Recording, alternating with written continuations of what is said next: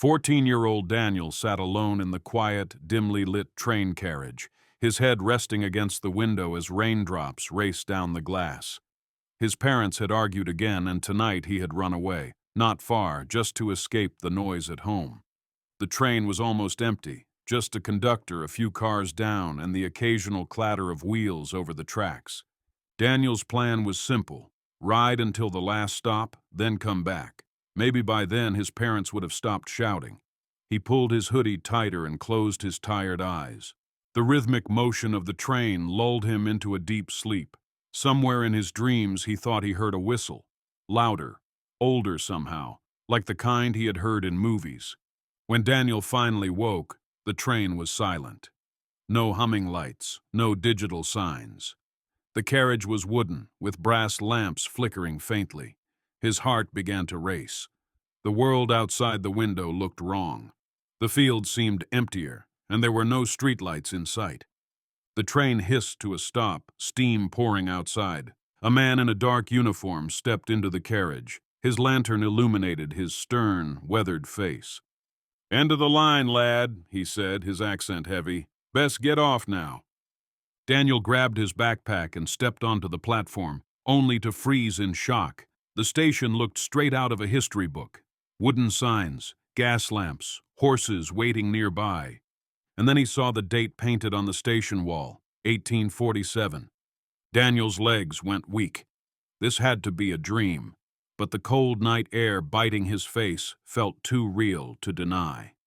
Daniel stood frozen, clutching his backpack as the train behind him hissed and chugged. The platform smelled of coal smoke and wet earth. He could hear horses clopping somewhere beyond the station. A man with a top hat approached, eyeing him curiously. "You're far from home, boy. Where's your guardian?" Daniel stammered. What could he say? "I think I got on the wrong train." The man raised an eyebrow. "This is the midnight train from London." Wrong train indeed. Daniel looked around, his chest tightening. His phone was dead. No signal, no Wi-Fi. He saw a group of people nearby dressed in simple coats and bonnets, staring at him as though he was the strangest thing they'd ever seen. Then a girl about his age appeared, carrying a basket. She had dark brown hair tucked under a bonnet and curious hazel eyes. "Are you lost?" she asked softly. Daniel nodded mutely. "Come," she said. "My father runs the inn.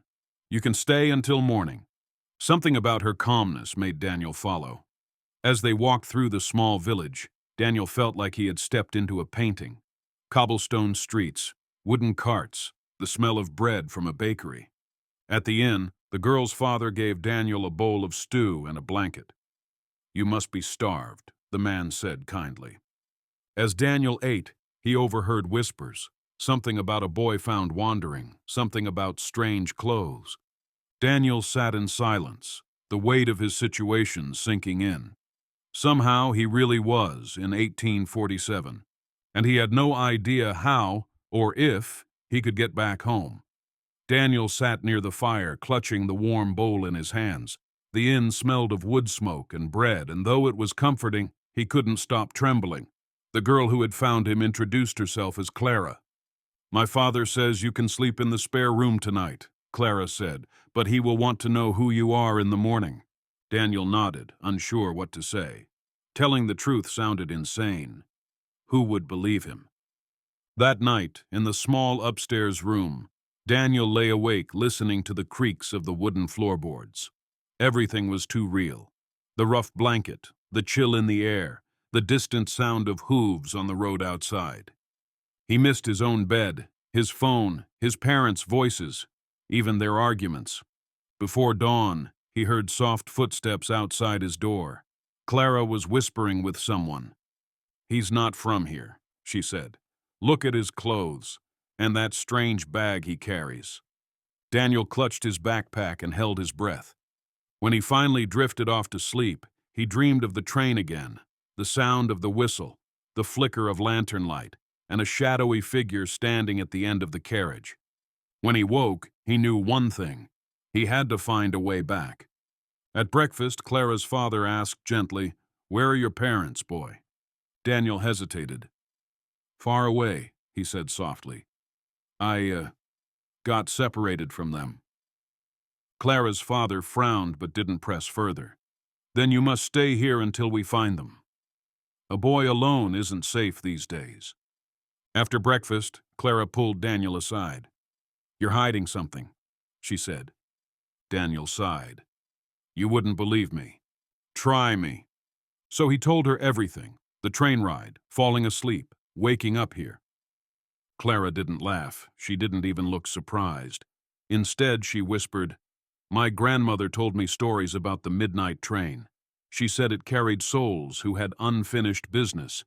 Daniel's skin prickled. I'm not dead.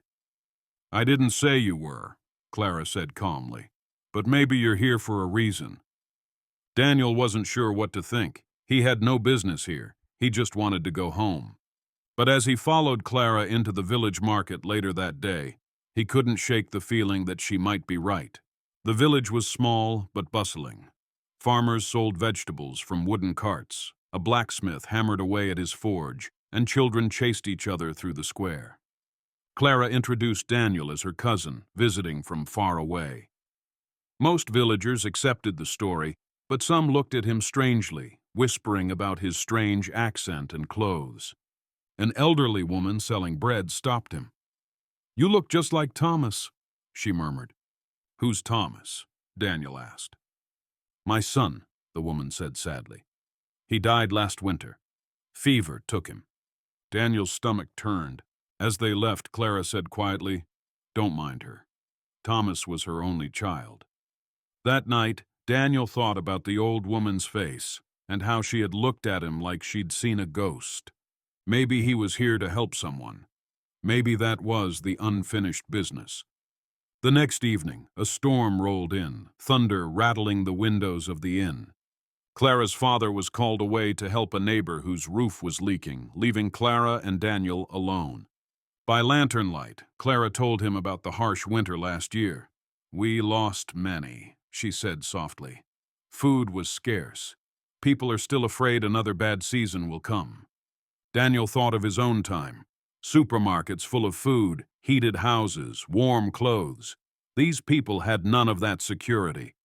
Suddenly the door blew open and a drenched man stumbled in. The river's rising, he shouted. The lower fields will flood. Clara grabbed coats. Come on, she said. We have to help. Daniel hesitated. He didn't know what to do in a flood, but followed anyway. The river was roaring, brown water spilling over its banks. Villagers worked frantically to move carts and animals to higher ground. Daniel saw a little boy clinging to a fence post as the water rushed around him. Without thinking, Daniel waded in, the freezing water soaking him instantly. Grab my hand, he shouted. The boy was crying, too scared to move. Daniel fought the current and finally managed to pull him to safety. When they reached the shore, Clara was there, wrapping the boy in a blanket. You saved him, she said, eyes wide. Daniel was shivering, but a strange feeling warmed him from inside. For the first time, he felt like maybe he belonged here, at least for now. Over the next few days, Daniel became part of village life. He helped Clara deliver bread, fetched water from the well, and even learned to chop wood. Clara teased him about his clumsiness, but he noticed she smiled more when he was around.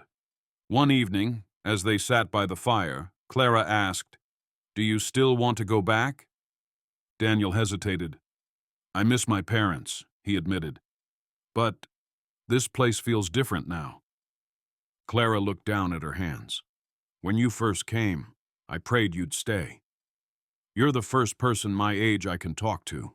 Daniel felt a pang in his chest. He didn't want to hurt her, but he knew he couldn't stay forever. One morning, the innkeeper handed Daniel an envelope. This was left at the station for you, he said. Daniel opened it with shaking hands. The handwriting was unfamiliar, but the message was clear. If you wish to return, the midnight train will come again. Be at the station in 3 days. Daniel's heart raced. Someone, or something, knew he was here. He didn't tell Clara right away. Instead, he spent the next 2 days helping her father repair fences and sharing stories of his own time, carefully leaving out the parts that would sound too strange. But as the third night approached, the weight of the decision pressed on him. Daniel finally told Clara about the letter. "So you're leaving," she said quietly. "I think I have to," Daniel said. "My parents, they don't know where I am. They must be worried sick." Clara's eyes shone with tears, but she nodded. "Then we'll walk you to the station." That evening, the whole village gathered to thank Daniel for helping during the flood. The little boy he had saved hugged him tightly. As the sun set, Clara gave Daniel a small wooden carving of a bird. "So, you won't forget us." Daniel swallowed hard. "I won't." The station was quiet under the moonlight. Steam curled from the tracks, though no train had yet appeared. Clara stood beside Daniel, holding his hand. "Maybe it won't come," she whispered. But then, in the distance, came the whistle, long, low, and haunting. The train rolled in, lanterns glowing, just like the night Daniel had first arrived. "This is it," he said softly. Clara's eyes filled with tears. "I'm glad you came here, Daniel. You changed things." Daniel stepped onto the platform, heart pounding. The same stern-faced conductor appeared, holding a lantern. "Back again, lad?" he said. Daniel nodded. "I need to go home." The conductor studied him for a long moment. "You've done what you came to do, then?" Daniel hesitated. I think so." The conductor's expression softened. "Then board quickly. The train waits for no one." Daniel looked back at Clara. She was crying but smiling through her tears. "Goodbye," Daniel whispered. He stepped onto the train, clutching the wooden bird in his hand. As the train began to move, Daniel felt his eyelids grow heavy. The rhythmic clatter of the wheels sounded different now, softer, almost like a lullaby. He thought of Clara, of the village, of the people he had come to care about. He thought of the old woman who had called him Thomas, of the little boy he had saved, of the quiet courage he had found in himself. When he finally drifted off to sleep, it was with a strange peace in his heart. Daniel woke with a start. The train carriage was modern again, buzzing with fluorescent lights. Outside the window, he saw the familiar station near his home. His phone buzzed. It had power again. Dozens of missed calls from his parents flashed on the screen. He jumped off the train and ran home. When his mother opened the door, she threw her arms around him, sobbing. "Where have you been?" Daniel hugged her tightly. "It's a long story," he said softly. Later that night, as Daniel unpacked his backpack, he froze. The small wooden bird Clara had given him was still there. It hadn't been a dream. Daniel placed it on his bedside table, staring at it until he finally fell asleep. Over the next few days, Daniel noticed everything differently. The warmth of his house, the abundance of food, even the constant noise of the city. He didn't complain about his parents anymore. Their arguments seemed smaller now, their love more obvious. One evening, he told them everything. They didn't believe the time travel part, but they hugged him anyway. "You seem older somehow," his father said quietly. Curious, Daniel began researching the village he had visited. To his shock, he found records of a great flood in 1847 and a note about a mysterious boy who had saved a child. There was even a name: Daniel. Daniel stared at the screen, goosebumps rising on his arms. He read further and discovered that the boy he saved grew up to become a doctor who founded a hospital in that very village. Because of that hospital, countless lives were saved over the next century. Daniel's heart swelled. He had changed history for the better. One quiet night, Daniel thought he heard it again, the low, distant whistle of the midnight train. He ran to the window, but there was no train on the tracks. Still, he smiled. Daniel never forgot Clara, the village, or the lessons he learned.